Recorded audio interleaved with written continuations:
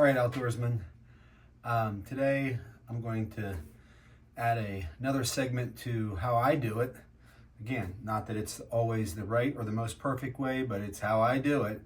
I'm going to talk today a little bit about using compressed seed starter mix to go from having started seeds, I'll take those out of the bag here in just a minute, to actually having a bed that I can get seed mixture into potting structures and transplant germinated seeds. So let's get started. All right, everyone, first thing I need to do is take one of the seed mix packets, take it out, and just go ahead and get a quart of water onto it. And we're just gonna let that sit for a few minutes. As it starts to take on some of the water, you go ahead and break it up into smaller and smaller pieces.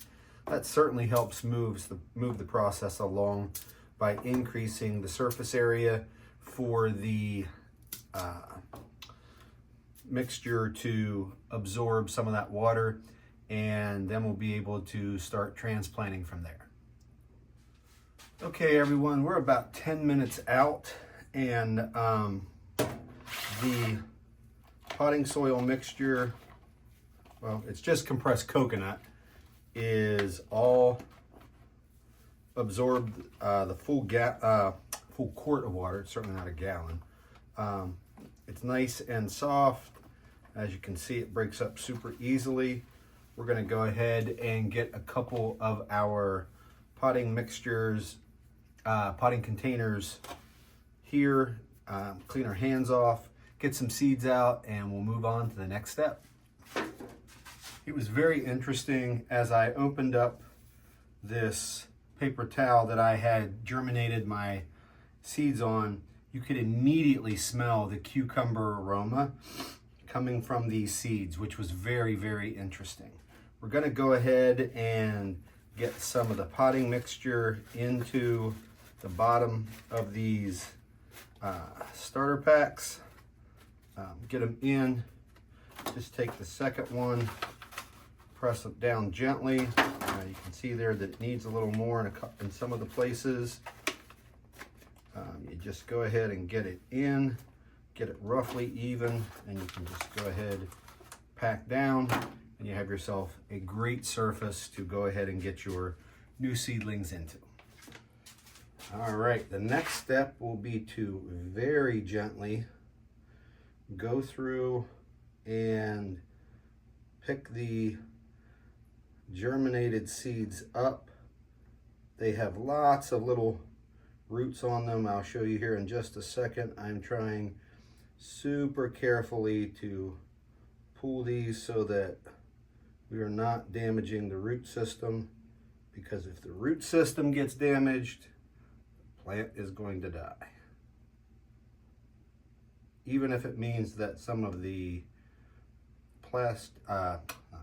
paper towel comes along, we definitely want to make sure that we are getting as much of that root system as possible.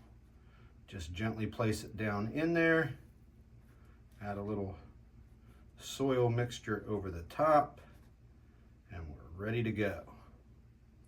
Part of the issue here is that I probably let them go a day or two too long, and they are a little leggy right now. We're going to get the grow light on them right away, and hopefully they'll green out and start becoming much more green and stop getting so tall. All right, everyone, probably the most difficult part of doing this, and it's very hard to see, I know, is I definitely let these go a little too long, and you can see this, the roots are slowly but surely coming off. It's got a fabulous little root base there. I'm gonna get some of these longer ones. Here's another longer one. Get them planted into individual containers as opposed to using the 6-packs. So we're just gonna keep on moving through this. Kind of a laborious process, but very enjoyable nonetheless. So let's keep on going. Okay, everyone, we got another 6-pack planted, and we are just simply down to the last 4. We're going to go ahead and I'll do that on a kind of fast forward time loop to show you kind of the whole process, but at a much more accelerated rate.